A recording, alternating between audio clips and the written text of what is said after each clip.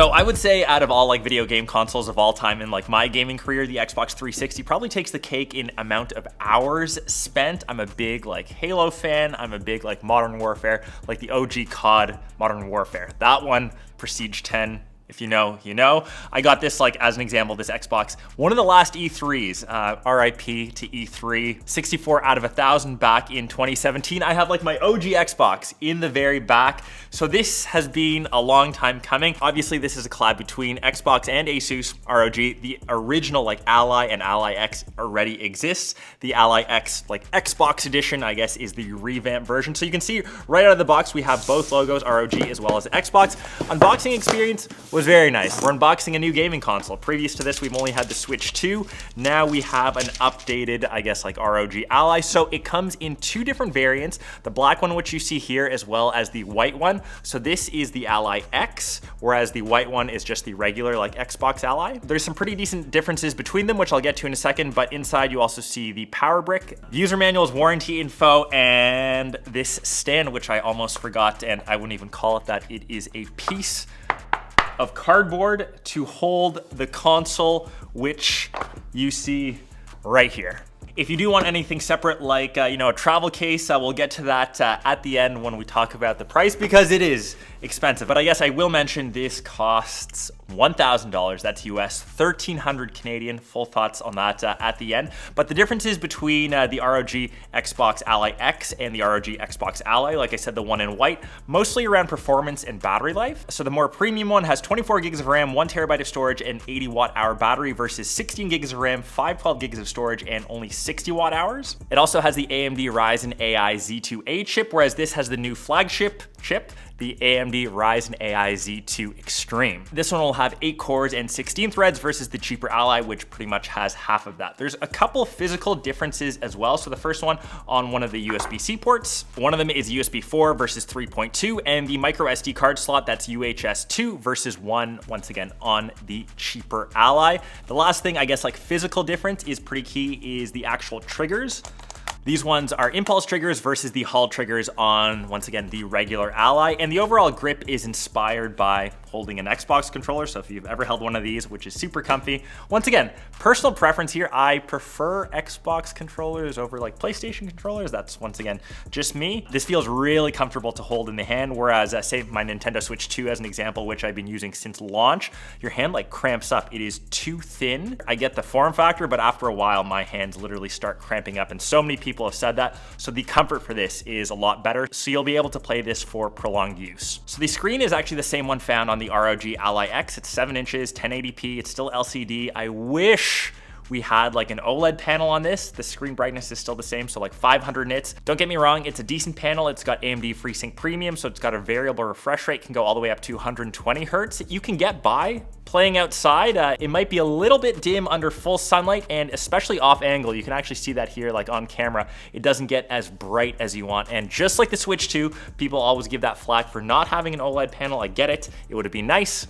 I guess we'll have to wait for V2 or sometime next year for an upgrade. So getting to the actual performance and usability of this day by day, this has really streamlined the ease of use of getting into a Windows gaming handheld. If you've used one like previously, it's really clunky going through the Windows UI, especially something that's meant to be like a gaming handheld with like a touchscreen. You don't have that many options. When you initially boot this up, it goes into the Xbox app, which is their full screen experience, and something as simple as entering in the PIN before you'd have to, manually enter that in on the touchscreen. Now it's all mapped to the buttons, and now it's essentially just like an easy app interface when you want to access your games, no matter what game library you have. If you are subscribed to Game Pass, or if you already have existing games on, say, like Steam, Epic Games, or Battle.net, whatever it is, it's just a lot easier to navigate and to get to gaming, which is the important thing. But overall, the physical feel of the console is really good. Buttons are super solid. Like I said, it has those new triggers. The joysticks, their Hall effect, they feel good. And if you've used any modern Xbox controller, you literally feel right at home. You've also got these mappable ones on the back.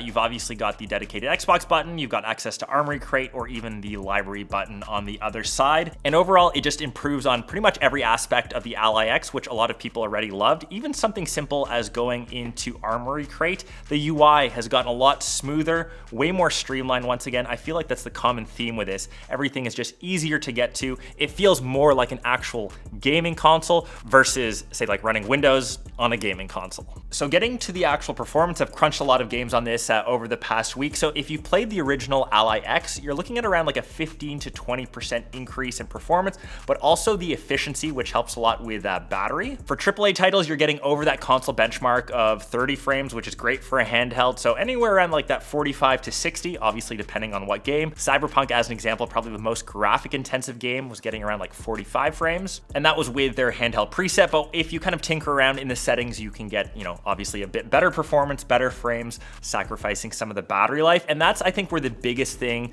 where this lies. It really depends what mode you end up choosing. So as an example, in Armory Crate, you can kind of see the different presets. So all the way from like Windows, technically like 11, when you're just browsing the actual main UI, to silent, that's around 13 watts performance, and all the way up to turbo, 25 watts. Obviously, if you're selecting turbo, their fans will ramp up. You can actually go a bit higher than that when you're plugged in, and you can get up to 35 watts of TDP. But say you're playing like a simple platformer like Silksong, you don't need to be in turbo mode. You can get by in, say, silent mode and still increase the overall like battery, the longevity of it. Really depends what game and how much you're going to push this. Another simple platformer, for example, that I was playing, Hades 2, you can pretty much cap the frame rates. Obviously, being, a big Xbox fan, Halo is a huge part of my gaming career. So even playing the latest like Halo Infinite, super smooth, nice to actually play like on a console. Was playing some Forza, which is great. I'm pretty into cars. I cannot wait till the next Forza comes out, like Forza 6 in Japan.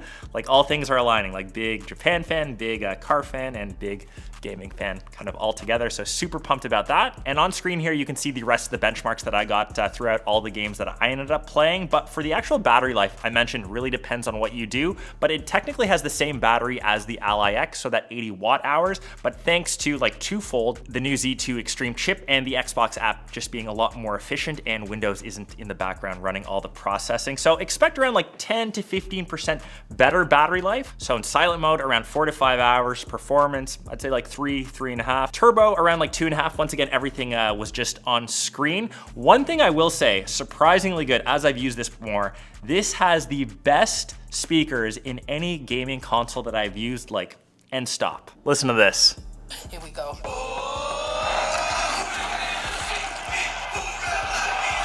75%.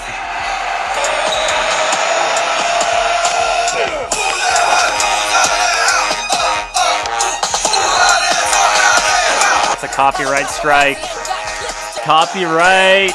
Hopefully worth it for this video, but I think most of the time you'll be using this like on the go, so you might have headphones on. But if you are playing this at home, you can get by totally with just these speakers. Like really blown away with those. Better than most laptops, to be honest, which is impressive. But like I said, for portability, if this is the first time you're seeing this gaming console, if you haven't seen the Ally X, super portable, like still easy enough to carry around. Obviously not as thin as the Switch, but like I said, that trade-off, it's way more comfortable. I do wish, we're gonna get back to price now. So 1,000 USD, 1,300 Canadian. Unfortunately, no extra accessories or goodies. So even like this case, because you're carrying around something expensive, you want to keep it protected. This will run you like 50 bucks, 100 bucks Canadian. On top of that, you still have to buy your games, which are expensive, or if you are subscribed to Game Pass, that is obviously like a monthly or yearly fee. That is the new ROG Xbox Ally X. Xbox's first official foray into a handheld. Dope that they partnered with Asus for this. I think the ROG was the right choice. It is such a good piece of hardware, and for them to kind of stick the Xbox name on it, obviously the Xbox UI just makes it that much better. If you're already coming from the Ally X, I think you can get by, unless you're like a true Xbox like fanboy like me. If you're coming from something obviously like older than that, like the OG ROG Ally, it's a great upgrade. And even looking at something like, say, like the MSI Claw, which is just so clunky now. So if you're on the fence between those, obviously this is the one to grab. Let me know what game you'd rock on the go. Handheld gaming consoles have obviously gotten way more powerful. Crazy to think about. Like, I wish I was a kid and could play something with this much power, like in my hand, I was like literally tethered to my Xbox to a TV. The fact that you can get like better performance than a console in something handheld. We've come a long way in handheld gaming consoles. Anyways, hope you guys enjoyed my unboxing and review of this. Let me know your guys' thoughts, and I will catch the rest of you in one of my next vids. Peace.